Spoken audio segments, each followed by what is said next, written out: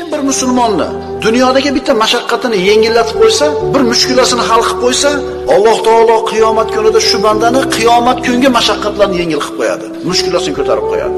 Bu siz uchun oddiy narsa bo'lishi mumkin. Ruchkangiz uchun bunday qo'l qo'yib qo'ysangiz problemasi hal bo'ldi. Yoki falonchida bor deb qo'ysangiz problemasi hal bo'ldi. Yoki yuring men birga boraman deb boruvdingiz, tutmayotgan ish tutib qoldi. Bitta mushkulasini hal qildingizmi? Qiyomat kunida Alloh siz mushkulangizni hal qiladi. Ishoning, kichkina sanamang. Allohning yo'lida qilingan savobli amalni kichkinasi bo'lmaydi. Bu yerda muhimi nima? Niyat. Ishoning, hammamizning qo'limizdan keladi. Qaysidir bir ish borki, bir musulmonga siz borib yordam bera olasiz. Melish bo'lsin, katta bo'lsin.